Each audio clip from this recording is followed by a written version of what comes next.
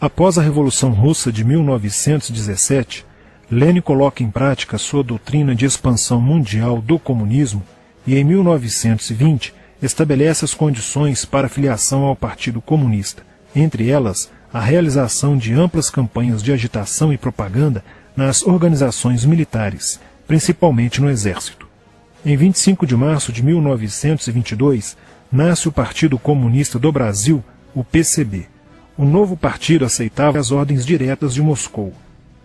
Em 1927, partindo da teoria à prática, o PCB criou uma frente única operária e iniciou um trabalho de infiltração nos quartéis, influenciando Luiz Carlos Prestes, capitão do Exército, a aderir ao comunismo, fato que se deu em março de 1931.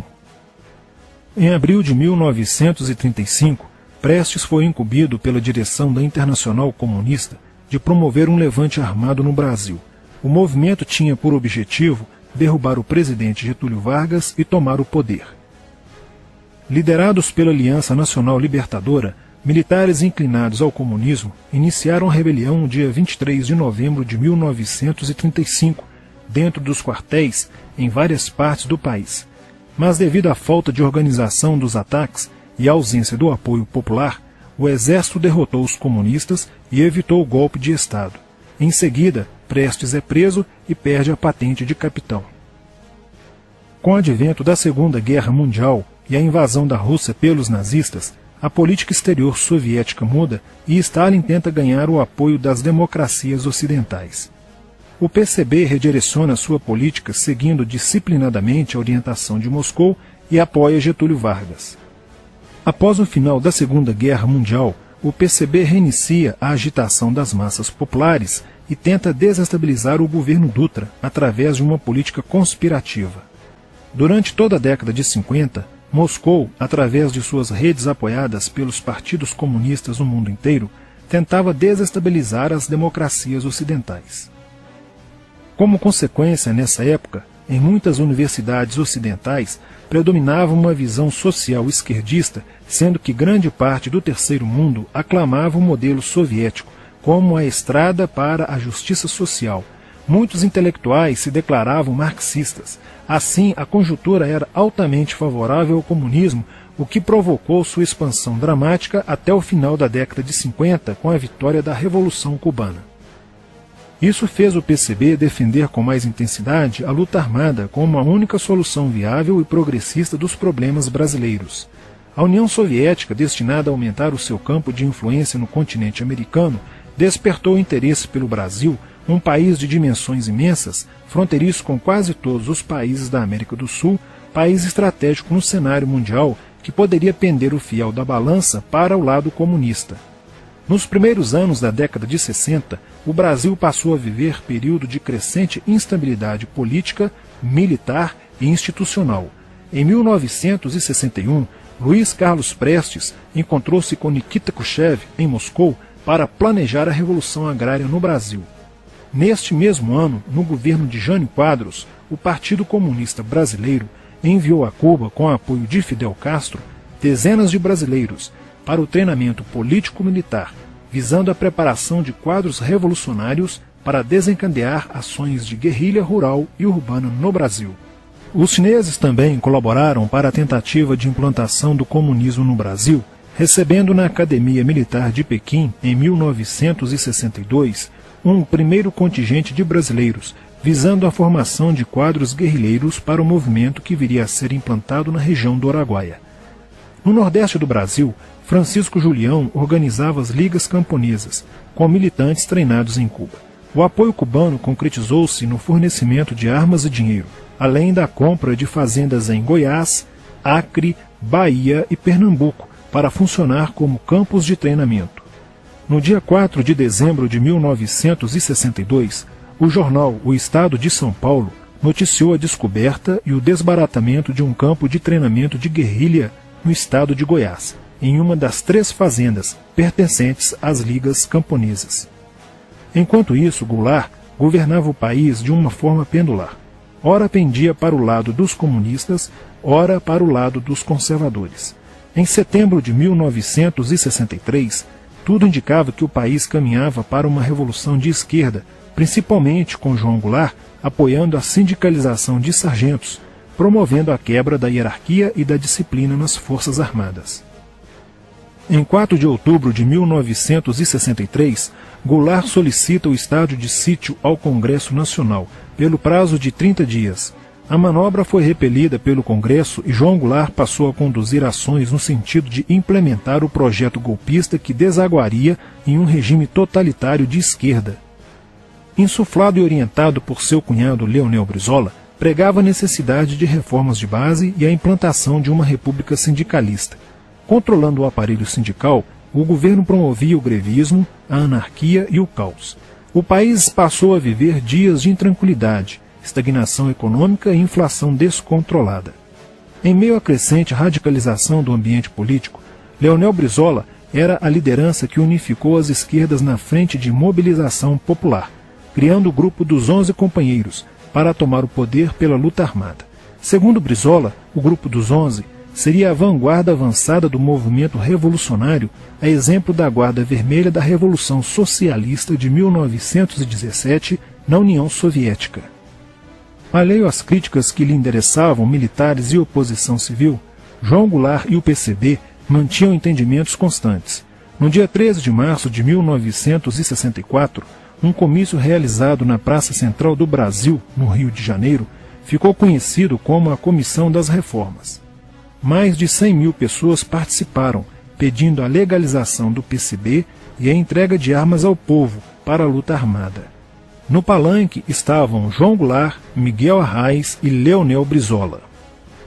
No dia 19 de março aconteceu a primeira Marcha da Família com Deus pela Liberdade, que reuniu 800 mil pessoas em oposição ao comício do dia 13, em demonstração do descontentamento de grande parte da população com os rumos que tomava a situação nacional, principalmente devido à impressionante demonstração de força, o tom radical dos discursos de Arraes e Brizola e a profusão de cartazes com a foice e o martelo. Em 20 de março, apoiados por Brizola e pela CGT, a Associação dos Marinheiros e Fuzileiros Navais do Brasil reuniu-se declarando um motim, dando origem a vários outros movimentos rebeldes no interior das Forças Armadas. Realizou-se em Niterói, na sede do Sindicato dos Operários Navais, um congresso continental de solidariedade a Cuba, com a participação de delegações latino-americanas.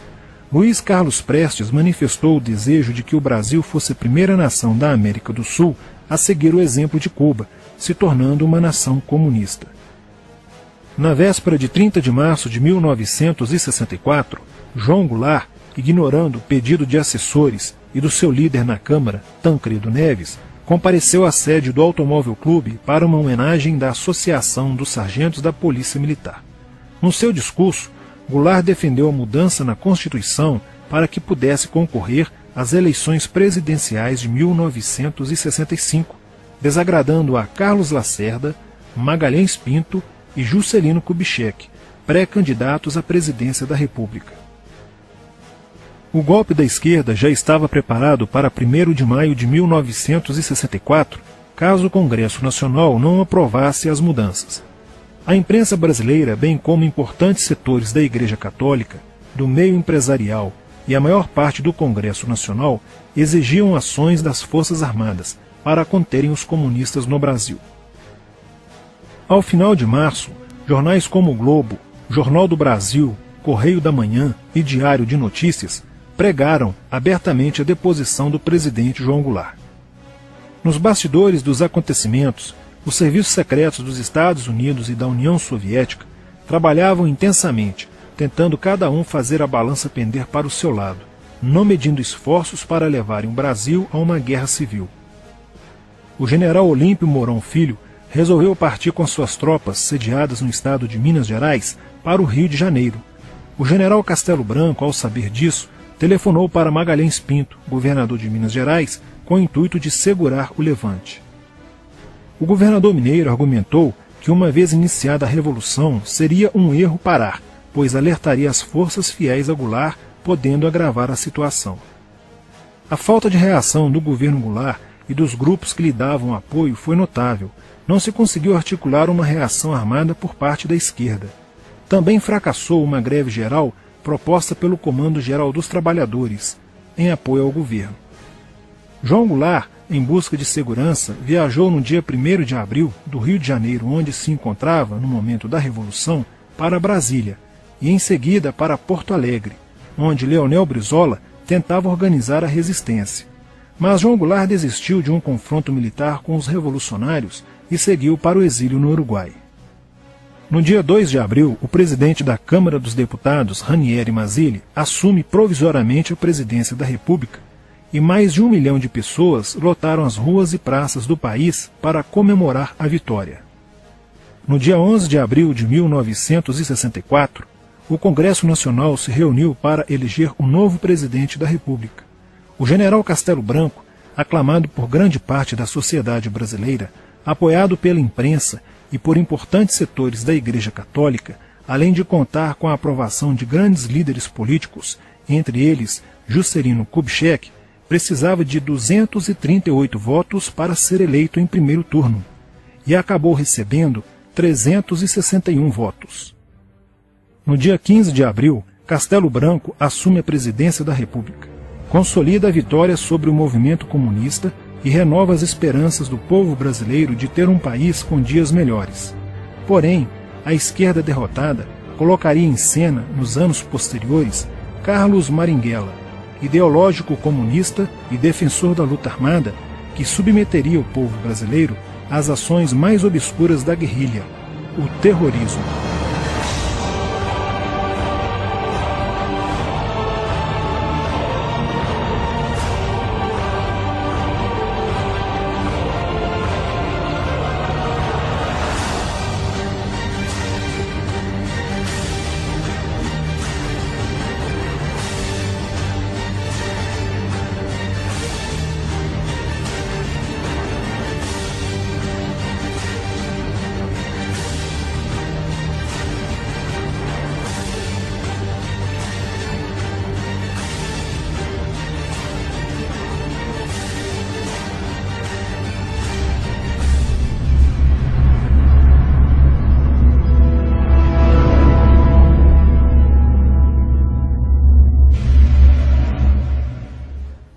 Em 1959, quando Fidel Castro anunciou ao mundo que sua revolução era comunista, passou a ser apoiado por Moscou. Com isso, a União Soviética iniciou uma campanha para dominar com a ideologia marxista a América Latina, onde os partidos comunistas formariam grupos de guerrilha armada com dinheiro soviético, repassado por Cuba. No Brasil, foram criadas 29 organizações guerrilheiras, onde Fidel Castro vislumbrou expandir sua revolução comunista. Em 1961, o presidente do Brasil, Jânio Quadros, condecorou o guerrilheiro cubano Che Guevara com a Ordem do Cruzeiro do Sul, sem imaginar que 4 meses antes o Partido Comunista Brasileiro acertara com Fidel Castro o envio de jovens brasileiros para o treinamento de guerrilha em Cuba, com a finalidade de preparar quadros revolucionários que desencadeariam a luta armada no Brasil. As ações armadas já existiam antes de 1964 no governo de João Goulart, através das Ligas Camponesas de Francisco Julião e do Grupo dos 11 de Leonel Brizola. Com a chegada ao poder, em 1964, do presidente Castelo Branco, centenas de comunistas e políticos de esquerda refugiaram-se no Uruguai, onde formariam a Frente Popular de Libertação, que a partir de 1965 empreenderia atos de sabotagem urbana e focos de guerrilha rural no Brasil, principalmente na Serra do Caparaó, cujos guerrilheiros, apoiados por Leonel Brizola, foram combatidos e vencidos por tropas da Polícia Militar de Minas Gerais.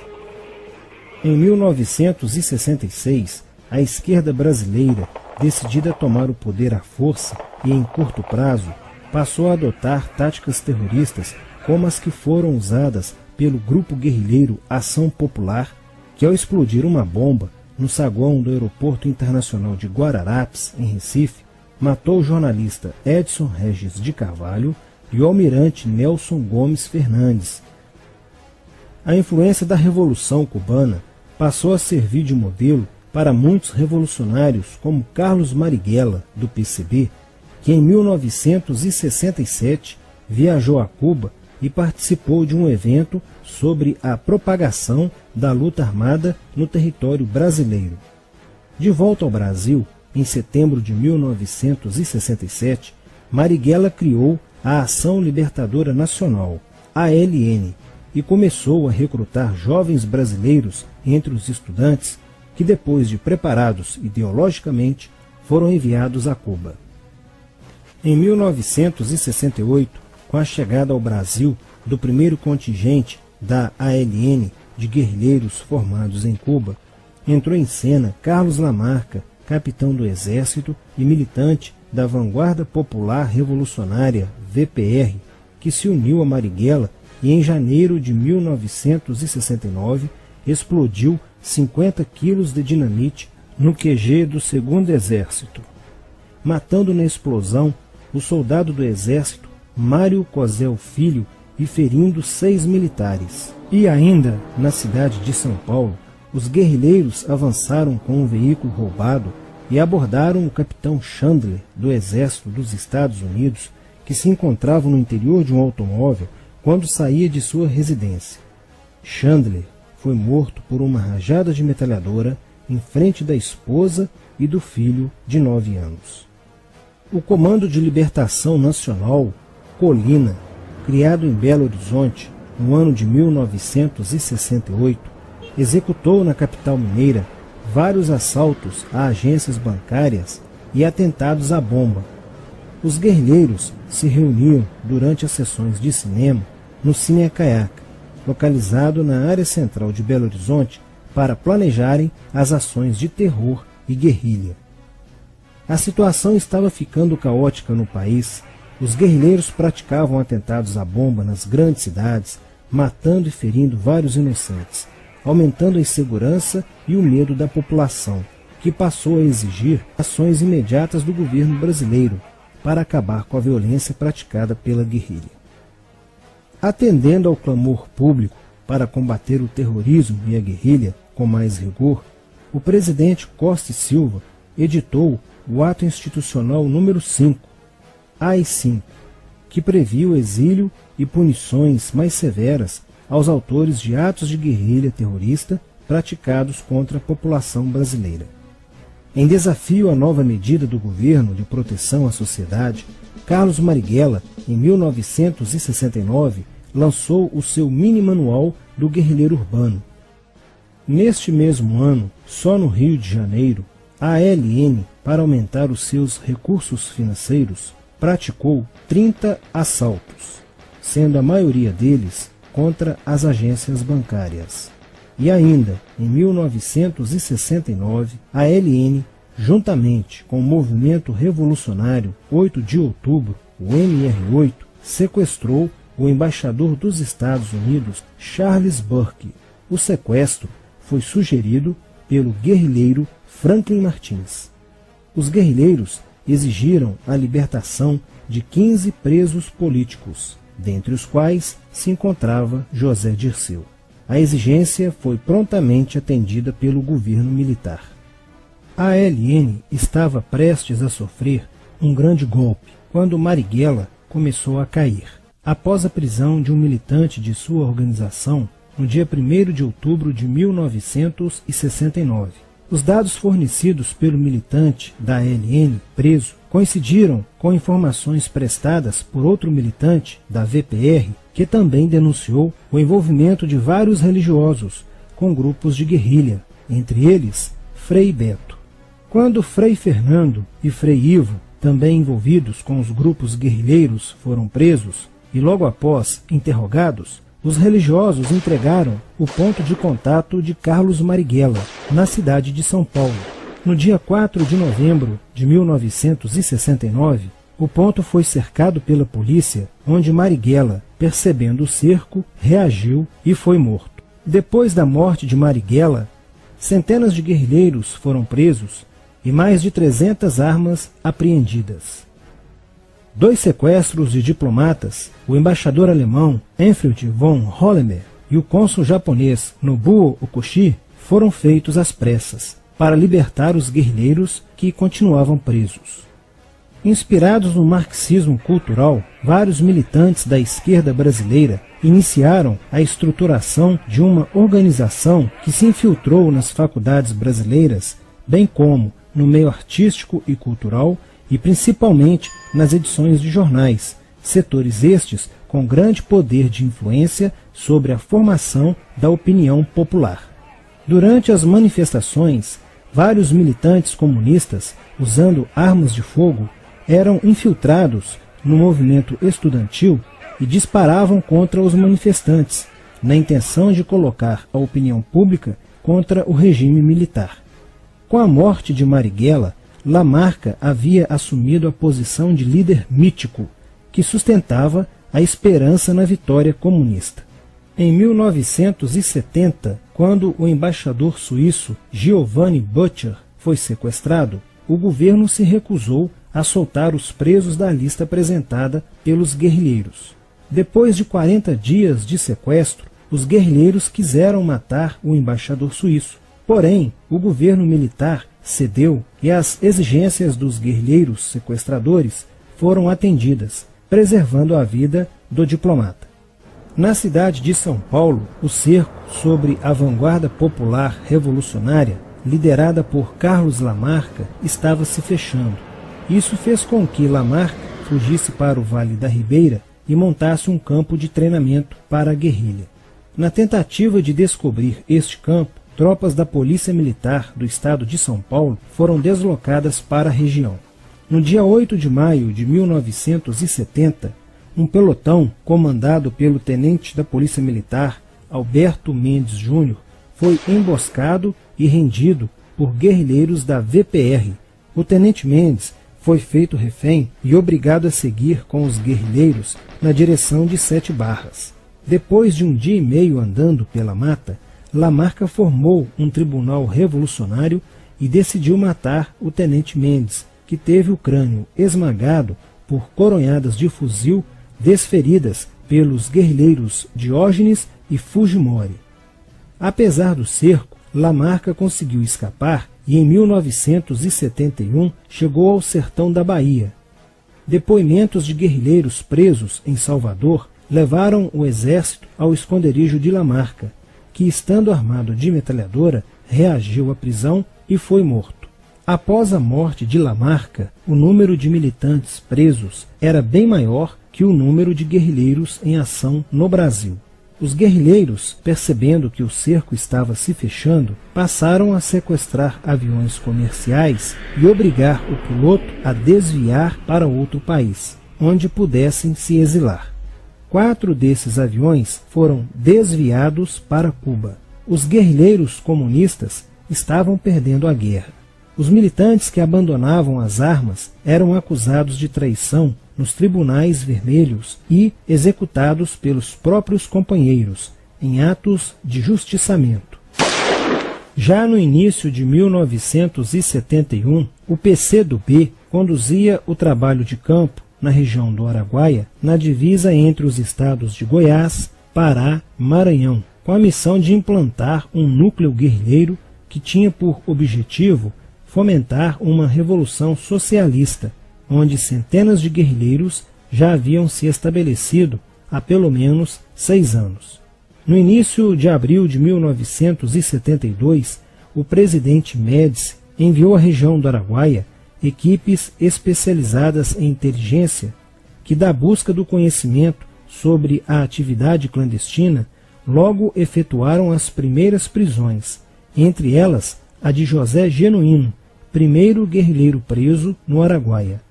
Logo após, o exército sofreu as suas primeiras baixas ao ter um grupamento emboscado por elementos liderados por Oswaldo Orlando da Costa, conhecido por Oswaldão.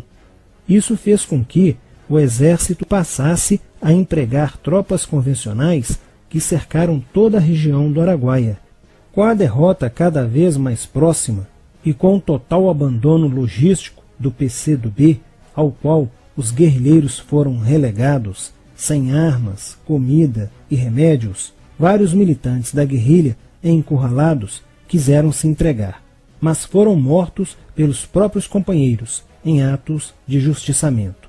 Após a morte de Oswaldão e o desmantelamento do comando militar da guerrilha, o cerco do exército se fechou sobre os rebeldes e vários guerrilheiros foram presos. Assim terminava o sonho da esquerda brasileira de transformar o Brasil em uma ditadura comunista. Mas a esquerda brasileira não desistiria de conquistar o poder e retornaria mais tarde com uma tática mais eficiente que a luta armada: o marxismo cultural.